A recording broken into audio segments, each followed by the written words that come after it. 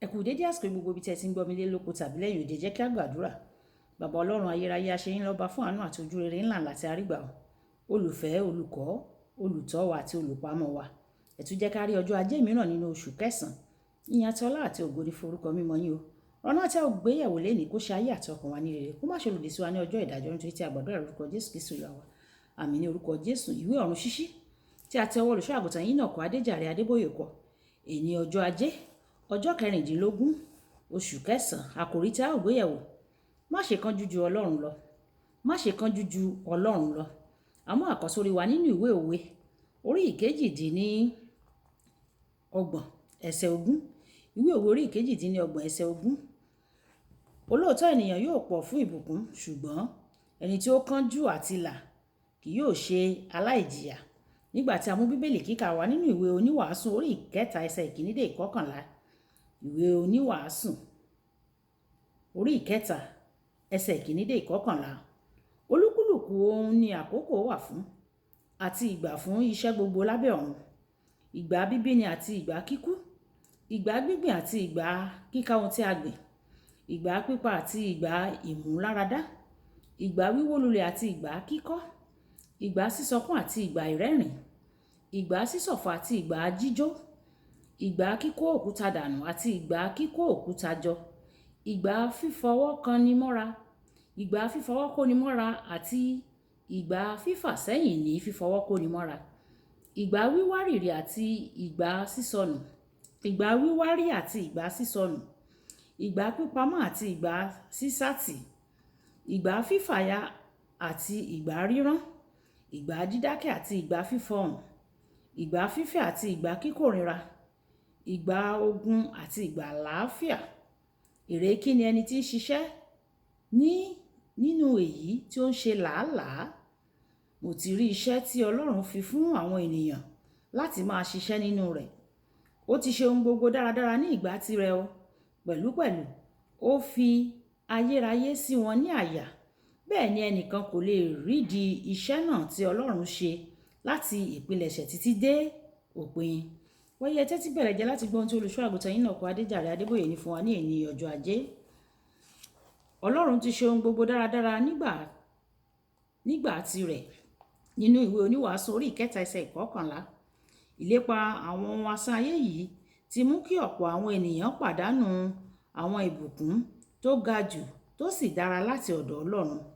Kì í ṣe pé ó burú láti fẹ́, láti ṣe tàbí láti lépa ohun tó dára, ṣùgbọ́n tí o bá kánjú ju Ọlọ́run lọ, o lè má lè bá ìlépa náà o.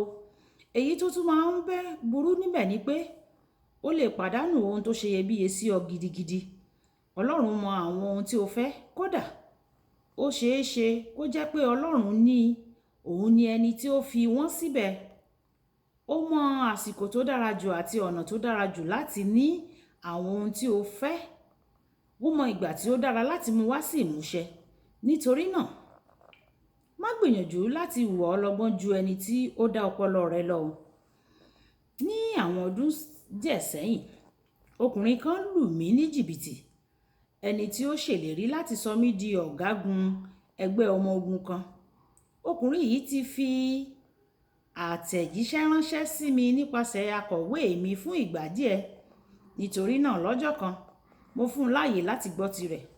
Ó ṣàlàyé fún mi bí ẹgbẹ́ tó dàbí Boy Scout ṣe gbèrú láti di àjọ tuntun yìí, àti pé ó wá ẹni tí yóò ṣíwájú ẹgbẹ́ náà nípa ti ẹ̀mí.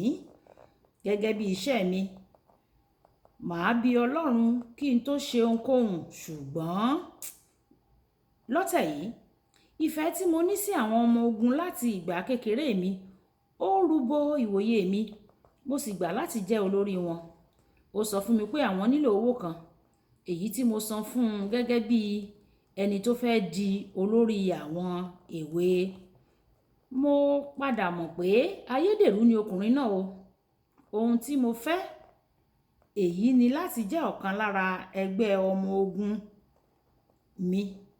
Mo kánjú ju Ọlọ́run lọ ni o.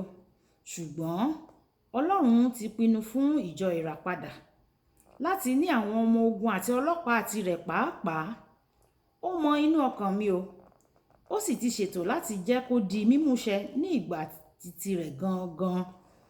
Mo rò pé mo lè mú ìfẹ́ inú mi wá sí ìmúṣẹ ní àkókò tèmi ni, ṣùgbọ́n kò rí bẹ́ẹ̀ o.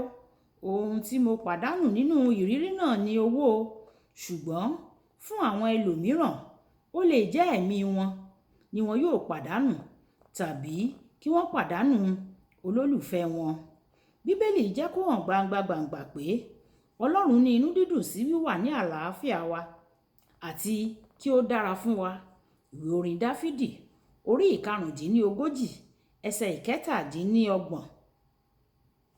Jọ́ọ̀nù kẹta, ìwé Jòhánù kẹta orí 1 ẹsẹ̀ 2. Nítorí náà kì í ṣe ẹ̀ṣẹ̀ láti ní ìfẹ́, láti ní ọlá dandan ni yóò mú ẹ̀ṣẹ̀ wá o.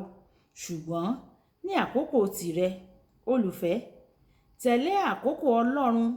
Kì í ṣe ẹ̀ṣẹ̀ láti ní ìfẹ́ sí ọlá, ṣùgbọ́n láti ní dandan gbọ̀n, ìyẹn ni yóò jẹ́ ẹ̀ṣẹ̀ o. Ṣùgbọ́n ní àkókò tí Ọlọ́run tí ó fẹ́ ni yóò mú wá sí ìmúṣẹ, kì í ṣe ní àkókò tìrẹ. Má ṣe kánjú ju Ọlọ́run lọ.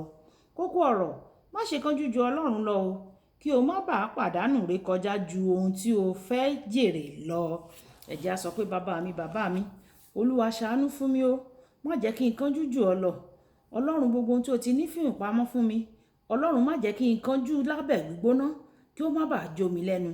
Ṣàánú fún mi. Olúwa yóò ṣàánú fún wa ní orúkọ Jésù. Olúwabùkọ́lá Ayako ní orúkọ mi. Ẹ máa like, ẹ máa share, kẹ́ comment nípa ẹ̀ kí àwọn ènìyàn kí wọ́n lè jẹ àǹfààní ọ̀run ṣíṣí Yorùbá. Ó dàbọ̀.